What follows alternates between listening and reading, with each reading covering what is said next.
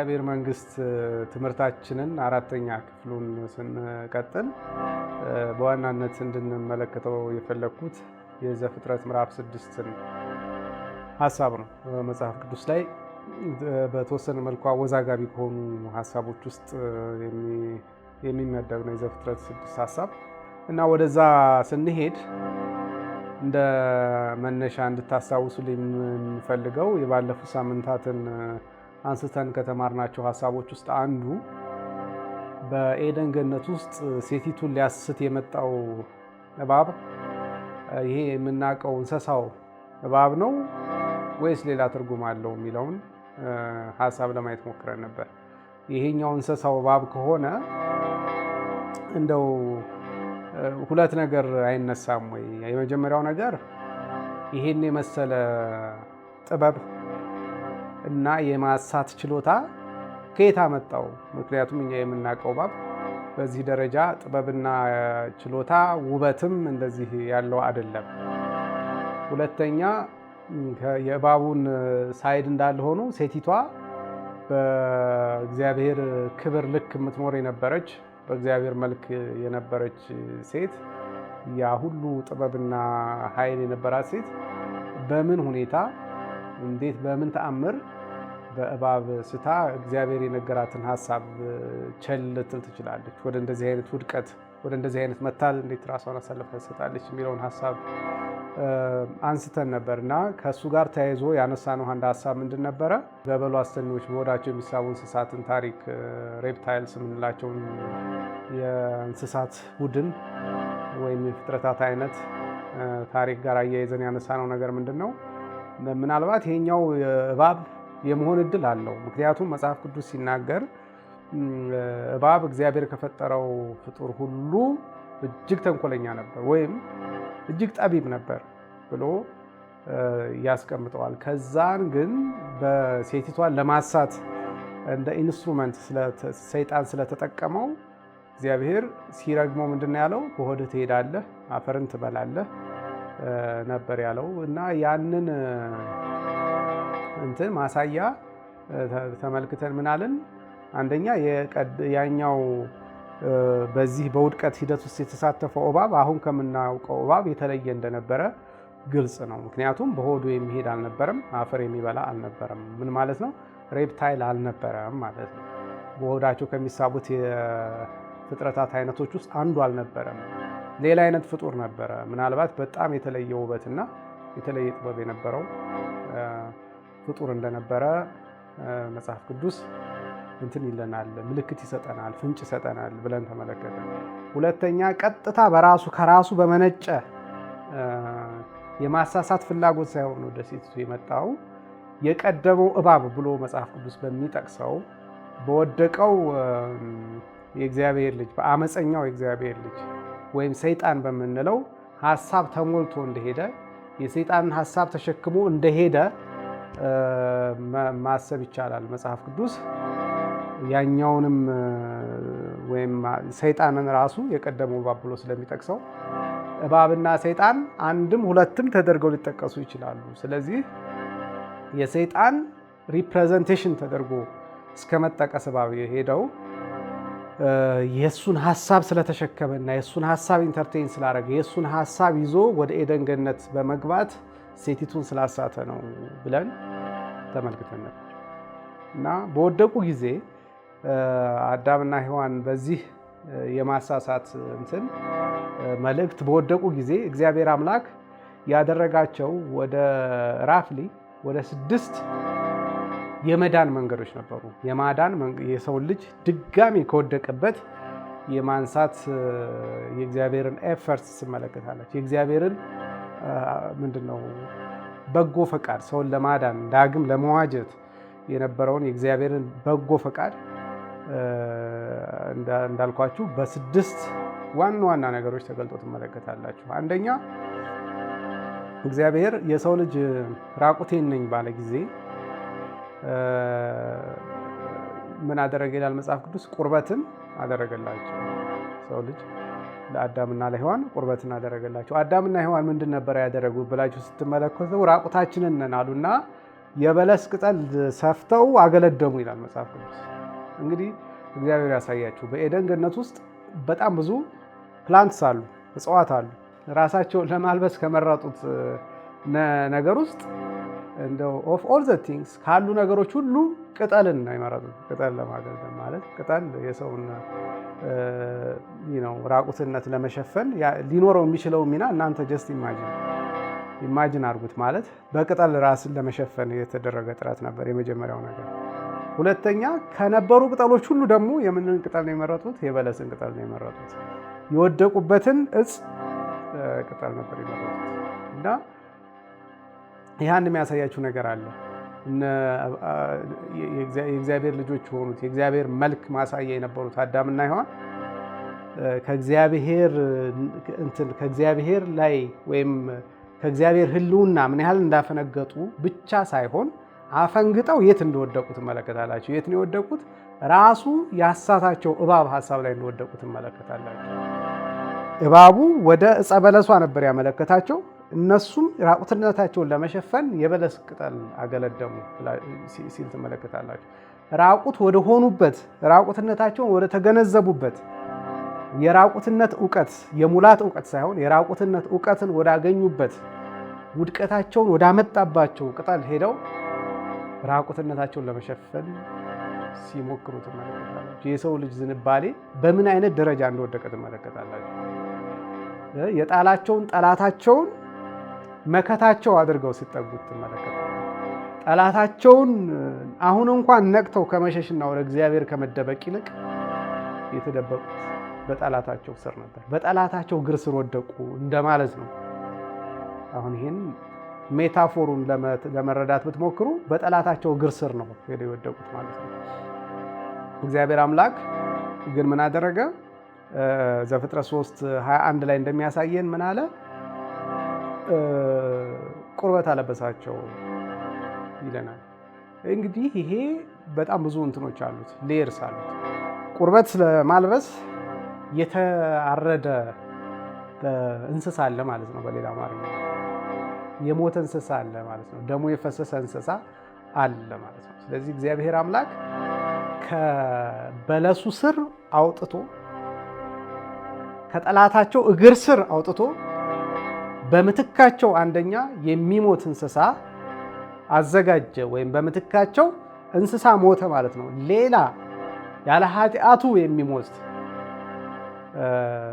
መስዋዕት ተዘጋጀላቸው። እግዚአብሔር ያንን መስዋዕት በማድረግ ከሱ ባዘጋጀው ቆዳ ከሱ ባዘጋጀው ቁርበት ራቁትነታቸውን አለበሰ። ይህንንም በማድረግ ከበለሱ ስር ወይም ከጠላታቸው እግር ስር ወጥተው መስዋዕት በሚሆነው በሚታረደው ተስፋ እንዲያደርጉ ወንጌልን ሰበከላቸው እና ብሉይ ኪዳን ላይ የምታዩት ኦል ዛት የመስዋዕት ኮንሰፕት ከዚህ ነው የሚጀምረው። በኃጢአተኛው ምትክ የሚሞት እንስሳ ብሉይ ኪዳን ላይ የተለመደ ነበር እና ያ ሁሉ የሚናገረው ወንጌልን ነው። ምንድነው? በሰው ምትክ የሚሞት ያለ ኃጢአቱ የሚሞት ንጹህ መስዋዕት እንዳለ በሱ መስዋዕትነት እንደሆነ ራቁትነት የሚለብሰው የሰው ልጅ የራቁትነት አንደርስታንዲንግ የራቁትነት መረዳት የባዶነት መረዳቱ ሊሸፈን የሚችለው መስዋዕት በሚሆነው በንጹህ ደም በንጹህ አማካኝነት እንደሆነ ራቁትነቱን የሚሸፍነው እየነገራቸው ነበር። ስለዚህ የመጀመሪያ ያደረገው ነገር የመስዋዕት ኮንሰፕት ነበረ ያስተዋወቃቸው። በምትካቸው የሚሞት በምትካቸው የሚገፈፍ በምትካቸው የሚራቆት እነሱን ለማልበስ የሚራቆትን እነሱን ለማኖር የሚሞትን ንጹህ ማንነት ነበረ ኢንትሮዲውስ ያደረጋቸው ማለት ነው። አንድ በሉ። ሁለተኛ እዛው ዘፍጥረት 3:16 ላይ አንድ ትእዛዝ ሰጣቸው። እሱ ምንድነው? የስልጣን ተዋረድ ነው። አዳምና ሔዋን የስልጣን ልዩነት አልነበራቸውም። ታውቃላችሁ አይደለ? አዳምና ሔዋን ረዳት እንፍጠርለት ሲል እንደውም መጽሐፉ ረዳት የሚለውን ቃል የዕብራይስጥ ቃሉን ብትመለከቱት እንትን ማለት አይደለ፣ የበታች ማለት ሳይሆን ለምሳሌ እግዚአብሔር አምላኬ ረዳቴ ነው ስትሉ የምትጠቀሙት አይነት አገላለጥ ነው የሚጠቀመው። ያ ማለት በደካማ ጎኑ የምትቆም ማለት ነው። እሱ ደካማ በሆነበት ቦታ ላይ የምትቆም የእሱ እንትን ማለት ነው ምንድነው ኢኩዊቫለንት የሆነች አንድ ምንድነው እኩል የሆነች ከሱ ጋር ግን ተቃራኒ የሆነች ማለት ነው። ያ ማለት እሱ ጋር የሌለ እሷ ጋር ያለ፣ እሷ ጋር የሌለ እሱ ጋር ያለ እንደማለት ነው ማለት ነው። የሚመጋገብ ከሱ ጋር ተመጋግባ ፍጽምናን የምትሰጠው ማለት ነው እንጂ የበታችሁ ማለት አልነበረም። ምክንያቱም የአዳም ሀፉ ናት፣ የአዳም ከፊሉ ናት። ከጎኑ ሰራት ሲል የሱ ታናሽ አድርጎ ሰራት ማለት ሳይሆን የሱ ተቃራኒ ግን እሱ የሌለው ያላት ማለት ነው እንጂ የሱ የበታችሁ ማለት አልነበረም። ነገር ግን ከውድቀት በኋላ እግዚአብሔር አምላክ ዘፍጥረት 3:16 ላይ ምን አለ? ፈቃድሽ ወደ ባልሽ ይሆናል እሱም ገዥሽ ይሆናል ብሎ ለሴቲቱ በባሏ ፈቃድ ስር እንድትሆን ፈቃዷን ለባሏ አሳልፋ እንድትሰጥ ትእዛዝ ሲሰጥ ትመለከታላችሁ። ይሄ የስልጣን ተዋረድ ኦኬ ሃይራርኪ የምንለው ማለት ነው። የስልጣን ተዋረድ ሴት ልጅ በወንድ ስር ትሁን የሚለውን የመጠበቅ ማለት ነው። ምክንያቱም ሴት ልጅ በራሷ ፈቃድ በነበረችበት ሰዓት ላይ ስለሆነ የወደቀችው አሁን በባልሽ ፈቃድ ስር ሁኝ ብሎ በሃይራርኪ ስር የመዳንን ትእዛዝ ሲሰጥ ትመለከታለች። የመዳኛ መንገድን ኢንትሮዲውስ ሲያደርግ ትመለከታላችሁ። ይሄ ለመጨቆን ሳይሆን ለማዳን የሆነ ትእዛዝ ነበር። ይሄንን ከማድረጉ በፊት እንደነገርኳቸው ምን አድርጓል? ንጹሑ ስለ ኃጢአተኛ የመሞትን ኪዳን አሳልፎ ሰጥቷል። አሁን ሌሎቹ ከሰዎቹ የሚጠበቁት ጊዜያዊ ምቾትን የመተው ሳምንት ለስላቸው የነበረው ጊዜያዊ ምቾትን የመተው ለመታዘዝ ሲባል ምቾትን ስለመተው ነውና መታዘዝን ትለማመድ ዘንድ ፈቃድን አሳልፋ በመስጠት መታዘዝን ትለማመድ ዘንድ ለወንዱ በመታዘዝ ለእግዚአብሔር መታዘዝን ትለማመድ ዘንድ ማለት ነው። ፈቃዷን አሳልፋ እንድትሰጥ እግዚአብሔር ይህንን መርህ ያስተዋወቀው ማለት ነው። ሶስተኛ መርህ ያስተዋወቀው በጭንቅ የመውለድን መርህ አስተዋወቀ። በጭንቅ የመውለድን መርህ ከማስተዋወቁ በፊት እግዚአብሔር ምን ብሎ ነበረ? በእባቡና በሴቲቷ መካከል በዘርህና በዘሯ መካከል ጠላትነትን አደርጋለሁ፣ አንተ ሰኮናውን ትቀጠቅጣለህ፣ እሱ ራስን ይቀጠቅጣል ብሎ ለእባቡ የተስፋ ቃልን ሰጥቶ ነበር። ያ ማለት ምን ማለት ነው? ከሴቲቷ የሚመጣ ዘር አለ። ከሴቲቷ የሚመጣው ዘር የእባቡ ዘለዓለማዊ ጠላት ነው። እባቡን ለዘላለም የሚያሸንፈው፣ እባቡን ለዘላለም የሚጥለው፣ ከእባቡ እግር ስር እነሱን አንስቶ በእግራቸው ስር እባቡን የሚጥለው አንድ ዘር ይመጣል። እሱ የሚመጣው በመውለድ በኩል ነው።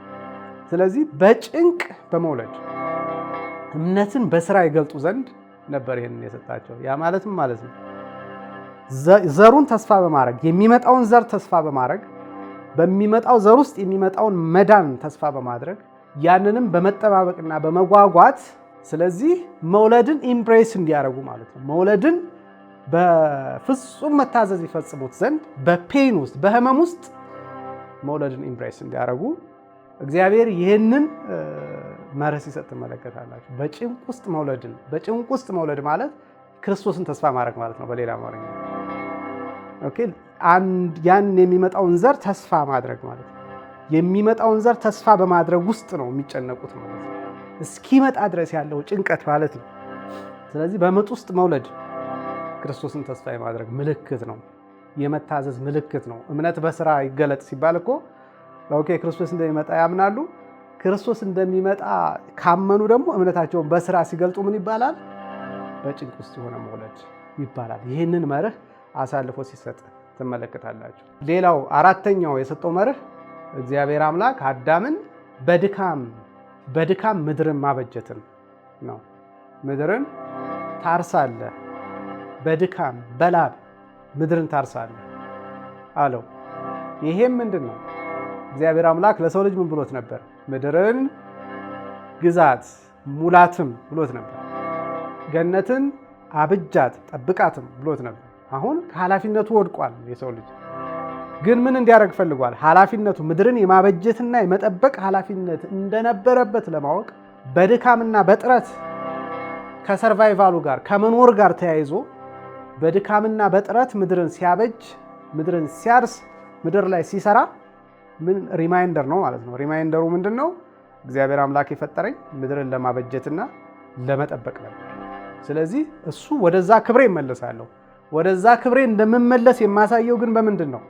በጥረት በድካም እየደከመኝ በመስራት እያላቤ በመስራት እንደምመለስ ያንን ተስፋ በክርስቶስ እንደምመለስ ያንን ተስፋ አሳያለሁ በጥረቴ እምነት በስራ ሲገለጥ ይሄንን ኃላፊነት ሰጣቸው። አምስተኛ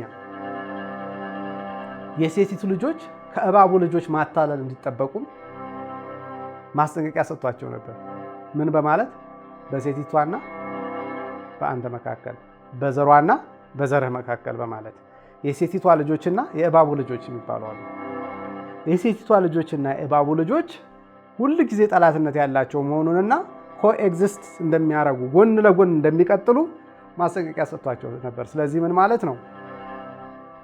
አንዴ የሚቆም ጠላትነት አይደለም፣ የዘላለም ጠላትነት ነው። ስለዚህ ከእባቡ ልጆች ተጠበቁ፣ ከክፉ ሐሳባቸው ከክፉ ማታለላቸው ተጠበቁ የሚል ማስጠንቀቂያም ነበረው። ተስፋው እንዳለ ሆኖ ማለት ነው። ይመጣል ዘሩ፣ አንዱ ዘር ይመጣል የሚለው እንዳለ ሆኖ ከዘሩ ከእባቡ ዘሮችም ተጠበቁ የሚል ማስጠንቀቂያ ሰጥቷቸው ነበር። በመጨረሻ ስድስተኛ መዳን በሞት በኩል እንደሚፈጸም ሰብኳቸው ነበር። በኃጢአታቸው ምክንያት ሞት ቢመጣባቸው ሞት ግን ለመዳናቸው እንደተቀየረ እግዚአብሔር ሰብኳቸው ነበር። ምን በማለት ሁለት ቦታ ላይ ተመልከቱ። አንደኛ አዳምን ምን ይለዋል? ወደ ወጣህበት መሬት እስከምትመለስ ድረስ በድካምህ በፊትህ ወዝ እንጀራን ትበላለህ ይለዋል።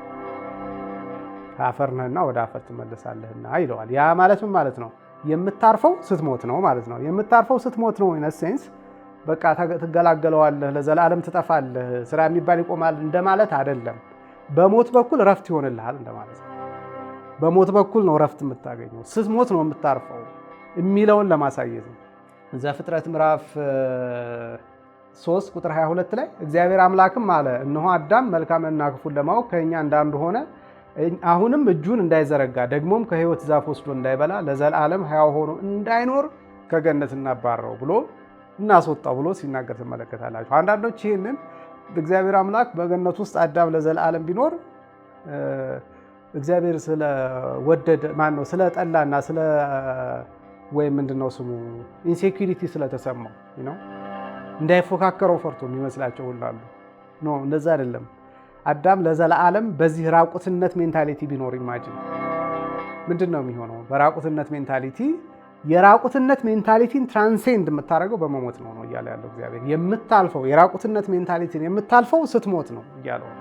ስለዚህ ትሞት ዘንድ ለዘላለም ከምትኖርበት የሕይወት ዛፍን በራቁትነት ሜንታሊቲ እንዳትበላ፣ በራቁትነት እሳቤ እንዳትበላው ከዚህ አስወጣሃለሁ ብሎ ሊያድነው ዘንድ ነው ከኤደን ገነት ያስወጣው እና ከማስወጣትም በላይ የምትገለባበጥ የነበልባል ሰይፍንና ሱራፌሎችን አስቀመጠ፣ ኪሩቤሎችን አስቀመጠ እዛ ቦታ ላይ የሰው ልጅ ተመልሶ እንዳይበላና ለዘላለም እንዳይኖር። ይሄ የሚነግራችሁ ነገር ምንድነው? በአዲስ ኪዳን ላይ እንደምታውቁት በአንዱ ሞት ምክንያት እኛም አብረን በመሞት የራቁትነት ሜንታሊቲ እንሻገረዋለን ማለት ነው። ሐዋርያው ጳውሎስ ምን ይላል? እኛ ግን የክርስቶስ ልብ አለን ይላል። we have the mind of Christ ይላል። የክርስቶስ ማይንድ አለን፣ የክርስቶስ እሳቤ አለን ማለት ነው። የክርስቶስ እሳቤ ካለን ከእባቡ ከሰጠን የራቁትነት እሳቤ ተሻግረናል ማለት ነው። እሱን የምንሻገረው ግን በሞት አማካኝነት ነው። ስለዚህ ሞት ሲባል ሊተራል ሞት ማለት ሳይሆን በክርስቶስ ኢየሱስ የሆነው ሞት ማለት ነው። መጀመሪያ ላይ እግዚአብሔር ባስተዋወቀው መስዋዕት በተደረገው በእኛ ምትክ በሞተው በክርስቶስ ኢየሱስ አማካኝነት የራቁትነት እሳቤን መሻገር ትችላላችሁ። ወደ አበንደንስ ወደ ሁሉ ነገር በእግዚአብሔር የተሰጠን ወደ መሆን እሳቤ ወደዚህ አይነት አመለካከት የምትመጡት በሞት አማካኝነት ነው። ስለዚህ ሞት የሚናፈቅ ነገር ነው ማለት ነው። በክርስቶስ መሞት የሚናፈቅ ነገር ነው። በክርስቶስ ውስጥ መሞት የሚናፈቅ ነገር ነው። ምክንያቱም ከሞት በኋላ የሚገኘው ትንሣኤ በክርስቶስ አእምሮ እንድንነሳ የሚያደርግ ስለሆነ ማለት ነው። ለዛ ነው ወንጌል በሞት ውስጥ ነው የሚመጣው። ታውቃላችሁ፣ ወንጌል ኢትስ ኖት ኢንፎርሜሽን። ኦኬ፣ ወንጌል ኢንፎርሜሽን የሚመስላቸው ሰዎች አሉ። ኦኬ፣ አመንኩ፣ ኦኬ ጉድ፣ ክርስቶስ ያድናል ብለው ዝም ብለው ኢንፎርሜሽን የሚመስላቸው ሰዎች አሉ። ኖ፣ እንደዛ አይደለም። ወንጌል is about the death and the resurrection of Christ። እኛም በተመሳሳይ ከክርስቶስ ጋር የመሞታችን እና ከክርስቶስ ጋር የመነሳታችን ሚስጥር ነው ወንጌል። ይሄ በእውቀት እንሰማዋለን፣ በእግዚአብሔር ቃል እውቀት እንቀበለዋለን። ከዛ በምልክት እናጸነዋለን። መጽሐፍ እንደሚናገር በጥምቀት አማካኝነት በውሃ ውስጥ ስትገቡ ትሞታላችሁ፣ ትቀበራላችሁ፣ ከውሃ ስትወጡ ከክርስቶስ ጋር ትነሳላችሁ ማለት ነው። ስለዚህ ያ ማለት ምን ማለት ነው? በምልክት ወይም በሪቹዋል እንመሰክረዋለን። ከዛ በመኖር ቀን በቀን ደግሞ የክርስቶስን ደምና ስጋ እየበላንና እየጠጣን የክርስቶስን ሞት እየተለማመድን ከዛ በመንፈስ ዕለት በዕለት እንነሳለን ማለት ነው። ዕለት በዕለት በመንፈስ እንነሳለን ማለት ነው ማለት ነው። ከራቁትነት ሜንታሊቲ ወደ ክራይስት ሜንታሊቲ፣ ወደ ከራቁትነት አስተሳሰብ ወይም እባቡ ከሰበከን የራቁትነት አስተሳሰብ እግዚአብሔር አስቀድሞ ከሰጠን ወደ ሰጠንና አሁን በክርስቶስ ኢየሱስ ወደ ተመለሰልን የሙላት አስተሳሰብ፣ ወደ ዘለዓለማዊ አስተሳሰብ፣ ወደ ሕያውነት አስተሳሰብ እንገባለን ማለት ነው። ይሄ እንደ ባክግራውንድ እንድትይዙት ነው። ወደ ዘፍጥረት 6 ከመሄዳችን በፊት እነዚህን ማየቱ በጣም ኢምፖርታንት ስለሆነ ነው። አሁን ዘፍጥረት 6 ላይ እንምጣ። ዘፍጥረት 6 ላይ እንደምታውቁት ብዙ ትውልድ አልፏል። በኖህ ዘመን ላይ የነበረው የዘፍጥረት 6 ሐሳብ ይመጣል። ዘፍጥረት ምዕራፍ 6 ቁጥር 1 እና 2 እስከ 3 ያለውን ላንብብላችሁ። ምን ይላል? እንዲህም ሆነ ሰዎች በምድር ላይ መብዛት በጀመሩ ጊዜ ሴቶች ልጆች ተወለዱላቸው። የእግዚአብሔርም ልጆች የሰውን ሴቶች ልጆች መልካሞች እንደሆኑ አዩ። ከመረጧቸውም ሁሉ ሚስቶችን ለራሳቸው ወሰዱ። እግዚአብሔርም መንፈሴ በሰው ላይ ለዘላለም አይኖርም፣ እርሱ ሥጋ ነውና ዘመኖቹም 120 ዓመት ይሆናሉና አለ። ከዚህ በኋላ የሆነውን ታሪክ የምታውቁት ነው። እግዚአብሔር ይህንን ካለ በኋላ በቃ እስትንፋስ ያለውን ሁሉ በጥፋት ውሃ አጠፋለሁ ብሎ በጣም በቁጣ ምድርን በጥፋት ውሃ እንደመታ ትመለከታላችሁ። ግን መጽሐፉ ምን ይላል?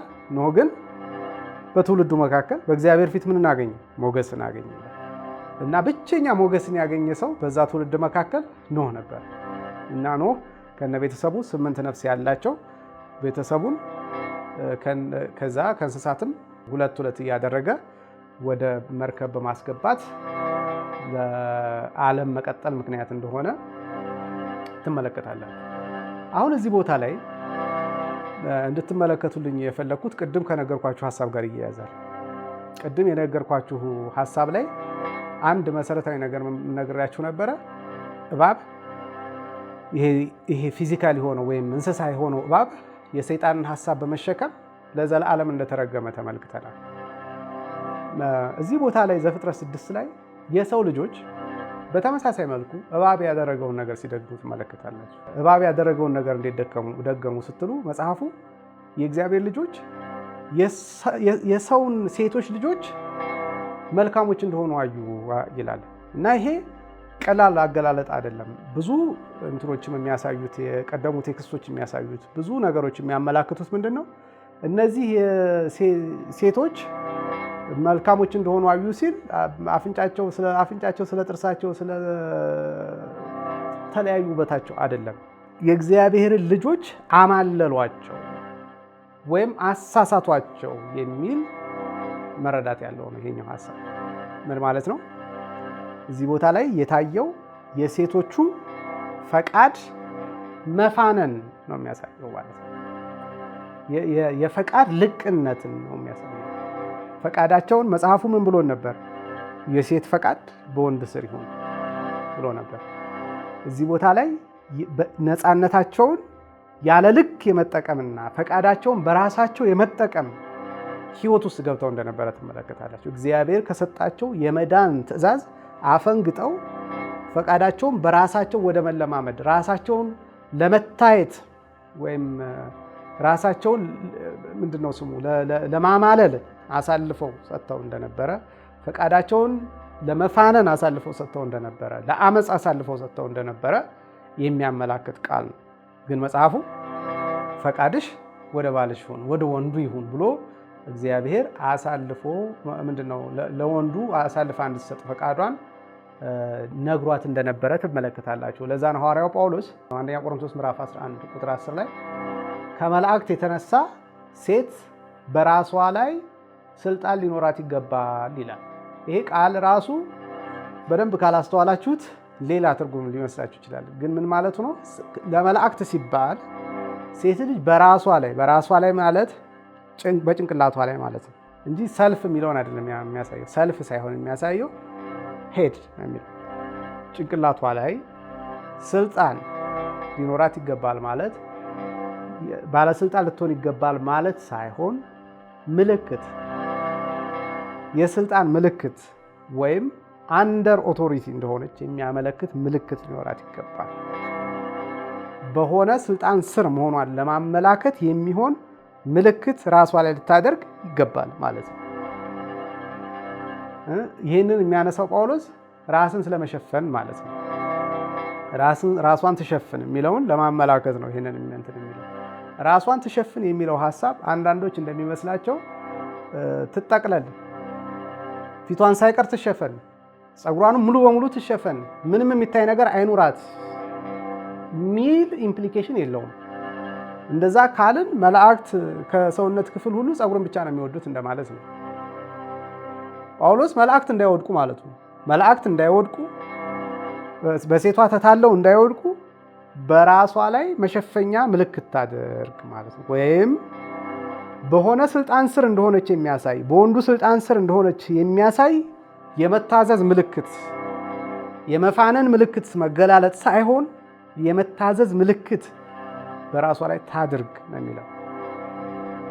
ስለዚህ ያ ምልክት ምን ይሁን እሱ ሌላ ጉዳይ ነው፣ ግን ምልክት ያስፈልጋል። ራሷ ላይ በስልጣን ስር ነኝ፣ በወንድ ስልጣን ስር ነኝ የሚለውን የምታሳይበት ምልክት ታድርግ። ይህን የሚለው ጳውሎስ አዲስ ኪዳን ላይ ነው። ማይንድ ዩ በክርስቶስ ስለዳኑት ሰዎች ነው የሚያወራው። በክርስቶስ በዳኑ ሰዎች መካከል ስላሉ መላእክቶች ለነሱ እንጠንቀቅላቸው የሚል መልእክት ያለው ነው። ዛሬ ከዚህ እውነት በጣም ስለራቅን ተረት ተረት ነው የሚመስለው ብዙ ሰው ይሄኛው አስተሳሰብ፣ ወይ ደግሞ በጣም ተለጥጦ ወስዶ ደግሞ ሴቶችን ለመጨቆኛነትም ጥቅም ላይ ይውላል። ማለት በቃ ምንም አይነት እግዚአብሔር የሰጣቸውን ነገር በፍጹም እንዳያሳዩ በፍጹም እንዳያጌጡበት በሚከለክል አይነት መልኩ የሚሰብኩታሉ። በተቃራኒው ደግሞ ምንም ነፃነት ነው የነፃነት ዘመን ነው ብሎ እንደፈለገ የሚኖርም ደግሞ የማህበረሰብ ክፍል አለ፣ ግን አማኝ ነኝ የሚል ማለት ነው። መጽሐፉ ግን ምልክት አድርግ በሆነ ስልጣን ስር እንደሆነች ይሄንን የዘፍጥረትን ሀሳብ በሚያስታውስ መልኩ በወንድ ስልጣን ስር ነኝ የሚለውን በሚያሳይ አይነት መልኩ ምልክት ራሷ ላይ ማድረግ አለባት ብሎ ነው ሐዋርያው ጳውሎስ የሚነግረን። እነዚህ ሰዎች ከዚህ ፈቃድን በሆነ ስልጣን ስር የማኖር ትእዛዝ አፈንግጠው ነበር ማለት ነው። ስለዚህ መላእክቱ በእነዚህ ሰዎች ተስበው ወደቁ ማለት ነው። መላእክቱ ዝም ብለው መላእክት አይደሉም፣ ወይም በስመ መልአክ ለምሳሌ አንዳንዶች እንደሚመስላቸው የወደቁ መላእክት አልነበሩም። እነዚህ የእግዚአብሔር ልጆች በመታዘዝ ውስጥ የነበሩ በተልእኮ ላይ የነበሩ መላእክት ናቸው። ጳውሎስም የሚናገረው በተልእኮ ላይ ስላሉ መላእክት ነው እንጂ ስለወደቁ መላእክት አይደለም። የወደቁ መላእክትን እንዳናሳስታችሁ ማለቱ አይደለም። ያልወደቁ በተልእኮ ላይ ያሉ በአማኞች ዙሪያ ያሉ አማኞችን የሚወዱ አማኞችን የሚያፈቅሩ አማኞችን ለመጠበቅ በዙሪያችን ያሉ በእግዚአብሔር ተልእኮ ውስጥ ያሉ ውድ ወንድሞቻችን ማለት የእግዚአብሔር ልጆች ሆኑ እነሱን እንዳናሰታቸው ማለቱ ነው። እዚህ ቦታ ላይ የሚሳቱት እነዚህ ወንድሞቻችን ናቸው ማለት ነው። የእግዚአብሔር ልጆች ናቸው። የሰውን ልጅ የሚወዱ የእግዚአብሔር ልጆች ናቸው በዚህ ሂደት ውስጥ የሳቱት ማለት ነው። ሁለተኛ ሴቶቹ በዚህ መፋነን ውስጥ እንዳሉ ከማሳየቱ በተጨማሪ መጽሐፉ ኢንቴንሽናል ይመስለኛል በምድር ላይ የሰው ልጆች መብዛት በጀመሩ ጊዜ ሴቶች ልጆች ተወለዱላቸው ይልና የእግዚአብሔር ልጆችም የሰውን ሴቶች ልጆች መልካሞች እንደሆኑ አዩ ወይም አማለሏቸው፣ አሳሳቷቸው አይነት መልእክት ያስቀምጣል። ያ ማለት ምን ማለት ነው? ወንዶቹም በተልእኮ ስር ወይም በዚህ ፈቃድን አሳልፎ በመስጠት እውቀት ስር ልጆቻቸውን አላሳደጓቸውም ነበር ማለት ነው። ምክንያቱም አንድ ሴት ሙሉ ሴት ከመሆኗ በፊት ሕፃን ሆና ነው የምታድገው፣ በእናትና በአባት ስር ነው የምታድገው። ስለዚህ ሴቶችን በዚህ እውቀት እንዲቀርጽ ለወንዱ ኃላፊነት ተሰጥቶ ነበር። ወንዶቹ ስለዚህ ልጆቻቸውን ሴት ልጆቻቸውን በዚህ ለሔዋን በተሰጣት ለመዳን የሆነ ፈቃድን ለወንድ አሳልፎ የመስጠት እውቀት በዚህ ምልክት ውስጥ በዚህ የእምነት ጉዞ ውስጥ እንዲኖሩ አላሰለጠኗቸውም ነበር ማለት ነው። ስለዚህ ምን ማለት ነው? ቤተሰብ ፈርሶ ነበር። ተጋብተው ይኖራሉ፣ ልጆች ይወልዳሉ። ልጆቻቸውን ግን በእግዚአብሔር እውቀት አያሳድጓቸውም፣ በክርስቶስ እምነት ውስጥ አያሳድጓቸውም፣ ክርስቶስን በመጠበቅ ውስጥ አያሳድጓቸውም ነበር ማለት ነው። ስለዚህ የሚፋንኑ ሴቶች ነበሩ የነበሩት ማለት ነው። ከስልጣን ያፈነገጡ ሴቶች ነበሩ የነበሩት። እነዚህ ሴቶች ማንን ጣሉ? የእግዚአብሔር ልጆች መላእክትን ጣሉ። እና እግዚአብሔር በጣም በመጽሐፍ ቅዱስ ውስጥ በዚህ ደረጃ በዚህ ቶን የተቆጣበት የመጽሐፍ ክፍል ስለመኖሩ እጠራጠራለሁ። ምን ይላል? ቁጥር 5 እስከ 7 ላይ ያለው የምታነቡ ዘፍጥረት 6 ላይ እግዚአብሔርም የሰው ክፋት በምድር ላይ እንደበዛ ሉክ የልቡ ሐሳብ ምኞትም ሁልጊዜ ፈጽሞ ክፉ እንደሆነ አየ። እግዚአብሔርም ሰውን በምድር ላይ በመፍጠሩ ተጸጸተ፣ በልቡም አዘነ።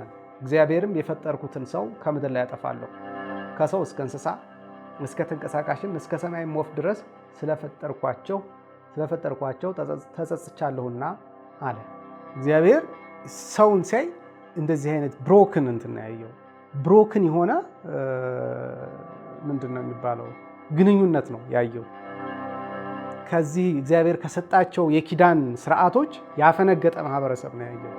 ሁሉም የራሱን ፈቃድ የሚያደርግ ማህበረሰብ ሆኖ ነው ያየው እና ሰውን በመፍጠር ተጸጽቻለሁ አጠፋዋለሁ ብሎ እግዚአብሔር የጥፋት ውሃን ሲያመጣ ትመለከታላችሁ። እና እነዚህ የወደቁት መላእክት የምትሏቸው አጋንንት ወይም ከዲያብሎስ ጋር በፈቃዳቸው አምፀው የወደቁት አይደሉም። እንድትረዱልኝ የምፈልገው ከዲያብሎስ ጋር ከፍጥረት በፊት የወደቁት ያልናቸው ባለፈው እነሱ አይደሉም፣ እነዚህ ሌሎች ናቸው። እነዚህኞቹ አንዳንዶች ዋቸርስ ወይም ጠባቂዎች የሚላቸው የዳንኤል መጽሐፍ ላይ የተጠቀሱት አይነት ማለት ነው። ጠባቂዎች የሚላቸው የእግዚአብሔር ተልእኮ ውስጥ ሆነው የሰውን ልጅ የሚጠብቁ፣ የሰውን ልጅ መንገድ የሚመሩ፣ የሰውን ልጅ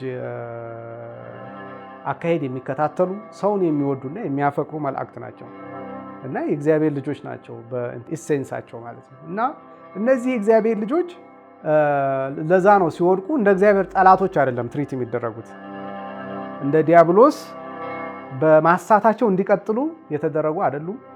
ለዘላለም የተጣሉም አይደሉም። ኢሚዲየትሊ በወደቁ ጊዜ ተይዘው ለቅጣት ወደሆነ እስር ቤት ውስጥ ነው የተወሰዱት። ኦኬ፣ እስር ቤት ውስጥ ነው ያሉት እነዚህ የእግዚአብሔር ልጆች። በሰው ምክንያት ነው ግን እዚህ ውስጥ የገቡት። ተመልከቱ፣ በሰው ልጅ አመፅ ምክንያት፣ የሰው ልጅ በእግዚአብሔር ፈቃድ ባለመሄዱ ምክንያት፣ የሰው ልጅ የእባቡን ሐሳብ ተሸክሞ እንዴት አድርጎ ራሱ ከመጥፋት አልፎ እንዴት አድርጎ የእግዚአብሔርን መንግስት ወደ ማፍረስ ስራ ውስጥ እንደተሰማራ ተመልከቱ። በዛ ምክንያት ነው የወደቁት። ወድቀው ሲያበቁ እግዚአብሔር አምላክ እንዳሰራቸውና ለመጨረሻ የፍርድ ቀን እየጠበቁ እንደሆነ ትመለከታላችሁ። ለፍርድ ቀን እየጠበቁ ነው ማለት ለነፃ ለመውጣት ሊሆን ይችላል። ዋቴቨር ዊ ዶንት ኖ እሱን ምን እንደሚሆን የነሱ ፍጻሜ የፍርድ ቀን ነው የምናውቀው። እስከዚያ ድረስ ግን በስር ውስጥ ነው ያሉት። ለዛ ነው ሐዋርያው ጴጥሮስ በሁለተኛ ጴጥሮስ ምዕራፍ 2 ቁጥር 4 ላይ ምን ይላል? እግዚአብሔር ኃጢአትን ላደረጉ መላእክት ሳይራራላቸው ወደ ገሃነም ጥሎ በጨለማ ጉድጓድ ለፍርድ ሊጠበቁ አሳልፎ ሰጥቷቸዋል ይላል። በጨለማ ጉድጓድ ውስጥ ነው ያሉት። እግዚአብሔር አራራላቸው። ስተው ነው የወደቁት፣ ግን እግዚአብሔር እንትን ብሏቸዋል፣ ለቅጣት ዳርጓቸዋል፣ ወደ ጨለማ እስር ቤት ውስጥ ከቷቸዋል ብሎ ይነግረናል። ይሁዳም እንደዚሁ በመልእክቱ አንድ ምዕራፍ ነው ያለው ይሁዳ መልእክት ምዕራፍ 1 ቁጥር 6 ላይ መኖሪያቸውን የተዉትን እንጂ የራሳቸውን አለቅነት ያልጠበቁትን መላእክት በዘላለም እስራት ከጨለማ በታች እስከ ታላቁ ቀን ፍርድ ድረስ ጠብቋቸዋል። አያችሁ፣ እስከ ፍርድ ቀን ድረስ ጠብቋቸዋል። ምን ስላደረጉ? መኖሪያቸውን ስለተዉ። መኖሪያቸውን ስለተዉ ማለት ነው መላእክት ስጋና ደም የላቸውም አይደለ? ስጋና ደም የለበሱ አካላት አይደሉም፣ ግን ስጋና ደም መልበስ ግን ይችላሉ። ለምንድነው ስጋና ደም መልበስ የሚችሉ? ለተልእኮ ይሄ ችሎታ አላቸው። ለዛ ነው መጽሐፍ ቅዱስ በተደጋጋሚ በብሉይ ኪዳንም በአዲስ ኪዳንም መላእክት ወደ ሰዎች ሲላኩ ሰው ሆነው ነው የሚመጡት እና ሰው ነው የሚመስሏቸው ተመልካቾቹ፣ ኢንክሉዲንግ ማርያም ማለት ነው። ገብርኤል በመጣ ጊዜ በእንትኑ አይደለም የደነገጠችው፣ በአፒሪያንሱ አይደለም የደነገጠችው፣ በመልኩ አይደለም የደነገጠችው፣ ወይ በክንፉ አይደለም የደነገጠችው። እንደምናስበው ክንፍ አልነበረውም ማለት ነው። በክንፉ ወይም በልብሱ ወይም በሰይፉ ምናምን አይደለም የደነገጠችው። እንደ አንድ አይሁዳዊ ነው ማለት ነው። እንደምታውቃቸው አይነት አይሁዶች አይነት መልክ እንደነበረው የምታዩት ከንግግሩ ሰምታ ደነገጠች ነው። ስለዚህ ንግግሩ ነው እንጂ ያስደነገጣት መልኩ አልነበረም። መልኩ ኖርማል እሷ የምታውቃቸው አይነት ሰው ሆኖ ነው የመጣው ማለት ነው ገብርኤል ሲመጣ። ስለዚህ ያ ማለት መላእክት ራሳቸውን መለወጥ ይችላሉ። መለወጥ ይችላሉ ማለት ሰው መስለው ነው የሚመጡት። ለዛ ነው እንግድነትን መቀበልን በጣም በርትታችሁ አከናውኑት። ምክንያቱም አንዳንዶች ሳያውቁ መላእክትን ራሱ አስተናግደዋል የሚለን መጽሐፍ ለምንድን ነው? አጠገብህ ያለው ሰው መልአክ ሊሆን ይችላል ማለት ነው። አጠገብ መንገድ ላይ ያገኘው ሰው፣ የሆነ ነገር የጠየቀህ ሰው፣ የሆነ ነገር የነገረህ ሰው መልአክ ሊሆን ይችላል፣ ገብርኤል ሊሆን ይችላል፣ ሚካኤል ሊሆን ይችላል ማለት ነው። ራሳቸውን ይለውጣሉ መላእክት። በሰው መልክ ኢትዮጵያ ሲመጡ ኢትዮጵያ መስለው መምጣት ይችላሉ። ጋና ሲሄዱ ጋና መስለው መምጣት ይችላሉ። ያ ለነሱ የተሰጠ ጸጋ ነው። ለምን? ሰውን ለማገልገል በማገልገል ተልእኮ ስለሆኑ ያሉት ሰውን ለማገልገል ሰውን መስለው ያገለግሉ ዘንድ። ስለዚህ የነዚህ መላእክት ጥፋት ምንድነው ብትሉ አቢውዝ አደረጉት ይሄንን አቅማቸውን፣ ይሄን ጸጋቸውን እና ጴጥሮስም ሆነ ይሁዳ የሚያስጠነቅቁትም እሱ ነው። እግዚአብሔር የሰጣችሁን ፕሪቪሌጅ አቢውዝ አታርጉ ብለው ነው እነዚህ መላእክት የሚጠቅሷቸው። እግዚአብሔር የሰጣችሁን ጸጋ ለስጋዊ አምሮታችሁ ትሬድ አታርጉት፣ አትሽጡት፣ አሳልፋችሁ አትስጡ ብሎ ነው የሚያስጠነቅቁት። የመላእክቱን ውድቀት አያይዘው የሚያነሱት ለምን? እግዚአብሔር ጸጋ የሰጣቸው ለእነዚህ መላእክት ሆነው ሳለ ሰው ሆነው ራሳቸውን መቀየር እንዲችሉ ጸጋን የሰጣቸው ሰውን ማገልገል እንዲችሉ ምቹ ሁኔታ ሲፈጥርላቸው ነበር። እነሱ ግን ተስበው በሰው ውበት እና በሰው አማላይ ገጽታ ታስበው ወደ ሰውነት ተለውጠው ከሰው ሴቶች ልጆች ጋር ተጋቡ፣ ልጆች ሁላ ወለዱ። ስለዚህ ሰው መስለው ሰው ሆነው ነው ማለት ነው የተጋቡት። የሰው መልክን ይዘው ሰው ሆነው ነው የተጋቡት እንደማለት ነው እንጂ መላእክት በመላእክትነታቸው ስቴት ላይ እያሉ ግንኙነት አድርገው ከሴት ጋር ምናምን ማለት አይደለም። የመላእክት ስቴት ላይ እያሉ በመንፈስ ማንነት ውስጥ እያሉ በስጋ ማንነት ውስጥ ካለው ሰው ጋር ይጋባሉ ምናምን ማለት አይደለም። ግን ራሳቸውን ለውጠው ስለነበረው ለዛ ነው ይሁዳ መኖሪያቸውን የተዉትን ሲል ስቴታቸውን የተዉትን ነው የሚለው እንግሊዝኛው። የነበራቸውን ማንነት የነበራቸውን ተፈጥሯዊ ኢሴንስ የተዉት ስቴታቸውን የተዉትን መላእክት ለአምሮት ሲሉ ነው የሚለው ማለት ነው። ስለዚህ በዚህ መልኩ ነው ወደ ሰው ልጆች የገቡት። ይሄ ደግሞ ወደ ጨለማ እስር ቤት ውስጥ እንዲጣሉ ምክንያት ሆነ። ሐዋርያው ጳውሎስ ይህንን ዛሬም ያስጠነቅቃል። በጣም ማለት እዛ ሀገር ያበቃ ስቶሪ እንዳልሆነ ትመለከታላችሁ። ምክንያቱም መላእክት ዛሬም አሉ፣ ዛሬም ሊስቱ ይችላሉ እንደማለት ነው። ይሄ በጣም አደገኛ ነገር ነው ማለት ራሳችን ላይ ከምናመጣው ጣጣ በተጨማሪ ሌላ አይነት የእግዚአብሔር ልጆች ላይ ራሱ ተጽዕኖ እስከ መፍጠር የሚያደርግስ ነገር ሊኖረን ይችል ይሆን ወይ ብላችሁ ስታስቡ ይሄ በጣም አስፈሪ ነው ያንን ማሰብ። ይሄንን ግን በምን እናቀነዋለን ስትሉ ዛሬም በመታዘዝ ነው ሊቀና የሚችለው። ዛሬም በዚህ ዘመናዊነት በነፃነት በሚመስል መፋነን የተሰበረውን ሃይራርኪ በመመለስ የስልጣን ተዋረድን በመመለስ ዛሬም ክርስቶስ ኢየሱስ መጥቷል። ክርስቶስ ኢየሱስ መጥቶ በክርስቶስ ሞትና ትንሣኤ አማካኝነት የጠፋብንን የልጅነት ስልጣን አግኝተነዋል። የልጅነት ማንነታችን አግኝተነዋል። ነገር ግን መታዘዝን በእምነት በመፈጸም ያን ያመነውን ነገር ክብር እንላለን እንገልጣለን። ዛሬም ያን መፈጸም አለብን። ገና ለመዳን አይደለም፣ ስለ ዳንን ነው የምንፈጽመው። አሁን ያኔ ለመዳን ይፈጽሙ ነበር። ወደፊት የሚመጣውን ክብር በማሰብ ወደፊት የሚመጣውን የእግዚአብሔርን ልጅ ለእኛ መስዋዕት የሚሆነውን ኢየሱስ ክርስቶስን በማሰብ ነበር በመታዘዝ ሕይወት ውስጥ የሚኖሩት። ዛሬስ የዳንን ስለሆንን ያንን ምልክት ዛሬም እንጠብቃለን። ያንን የመታዘዝ ሕይወት ዛሬም እንጠብቃለን። አንዱ ከምንጠብቀው ውስጥ ሃይራርኪ መጠበቅ። ዛሬም ሴት በወንድ ስር ናት። ሴት በወንድ ስር የሆነችው በዚህ ተልእኮ ውስጥ እያለን ነው። በዘላለም ውስጥ ግን እንደዛ አይደለም። በዘላለም ውስጥ እንደዛ፣ በመንፈሳዊ ዓለም እንደዛ አይደለም። ለዛ ነው ጳውሎስ በመንፈሳዊ ዓለም እንደዛ አይደለም። በመንፈሳዊ ዓለም ሴት ከወንድ ተገኝታለች፣ ወንድ ደግሞ በሴት ተገኝቷል ማለት ከሴት ነው የሚወለደው ማለት ነው። ስለዚህ ሁለቱ አንዱ ያለ አንዱ አይኖርም። በመንፈሳዊ ዓለም አንደርስታንዲንግ ሁለቱም አንድ አይነት ናቸው ማለት ነው። አልፎ ተርፎ ሁለቱም አንድ ናቸው። መጽሐፍ ቅዱስ እግዚአብሔር ሰውን በመጀመሪያ ፈጠረ፣ ወንድና ሴት አድርጎ ፈጠራቸው፣ ስማቸውንም አዳም ብሎ አወጣላቸው ነው። ስለዚህ ወንድም ሴትም አዳም ተብለው ነው የሚታወቁት። አንድ ናቸው ሁለቱም በመንፈሳዊ ዓለም። ግን በዚህ በወደቅንበት ዓለም ውስጥ ሳለን ግን የሪደምሽኑ የማዳኑ ሂደት በመታዘዝ ውስጥ ነው የሚፈጸመው። በመታዘዝ ውስጥ ሲፈጸም የምናደርጋቸው ነገሮች ውስጥ አንዱ ሃይራርኪ መጠበቅ ነው፣ የስልጣን ተዋረድን መጠበቅ ነው። ይሄ መዋረድ አይደለም፣ ለመዳን የሆነ ህመም ነው፣ ወይም መዳናችንን በስራ የምንገልጥበት የህመም አይነት ነው። ሁለተኛው ሞትን ኢምፕሬስ ማድረግ ነው። በህይወታችን ላይ ህይወትን ሳይሆን ሞትን ኢምፕሬስ ማድረግ ምን ማለት ነው? ለመኖር የምንጓጓ ሳይሆን ለመሞት የምንጓጓ፣ ሞትን የምንመርጥ መሆን አለብን። ዕለት ዕለት ምን ማለት ነው? ለክርስቶስ ዕለት ዕለት መሞት አለብን ማለት ነው። ጳውሎስ እንዳለው እንደሚታረዱ በጎች ተቆጠርን እንደሚለው ዕለት ዕለት ስለ አንተ ቀኑን ሙሉ ምን እንላለን አለ? እንገደላለን። እንደሚታረዱ በጎችም ተቆጠርን። በዚህ ሁሉ ግን በወደደን በእርሱ ከአሸናፊዎች እንበልጣለን እንደሚል ዕለት ዕለት መገደል አለብን ማለት ነው። ዕለት ዕለት ዋጋ የሚያስከፍሉ ውሳኔዎችን ስንወስን፣ ከውሸት ይልቅ እውነትን ስንመርጥ፣ ኮምፕሮማይዝ ሳናደርግ ስንቀር፣ ከእግዚአብሔር ሐሳብ ጋር ስንተባበር፣ ውሸትን እምቢ ስንል ዕለት ዕለት እንገደላለን ማለት ነው። ሞትን ዕለት ዕለት መምረጥ ማለት ነው ያ ማለት ነው። ለዛ ነው ኢየሱስ ነፍሱን የሚጠብቃት ወይም ነፍሱን የሚወዳት ያጠፋታል፣ የሚያጠፋት ግን ለዘላለም ሕይወት ይጠብቃታል ይላል። ስለዚህ ነፍስህን በወደድክ ቁጥር እኔ ኧረ ነፍሴን እወዳለሁ፣ እኔ መኖርን እመርጣለሁ፣ እኔ ፈሪ እናቱ ልጅ ነው ምናምን ባልክ ቁጥር ነፍስህን ታጠፋታለህ ነው ኢየሱስ እያለ ያለው። ነገር ግን ለእውነት ዕለት ዕለት ለመገደል በወሰንክ ቁጥር፣ ዋጋ ለመክፈል በወሰንክ ቁጥር ግን ለዘላለም ሕይወት ነፍስህን ትጠብቃታለህ ነው የሚለው። ስለዚህ ዋጋ መክፈልን መውደድ አለብን እንደማለት ነው። ምቾት ከምቾት ይልቅ መታዘዝን መምረጥ አለብን። ዛሬም ያለኝ መልእክት እሱ ነው። ባለፈውም ክፍል 3 ላይ ያልኳችሁ እሱ ነው። ከምቾት መታዘዝ ይበልጣል።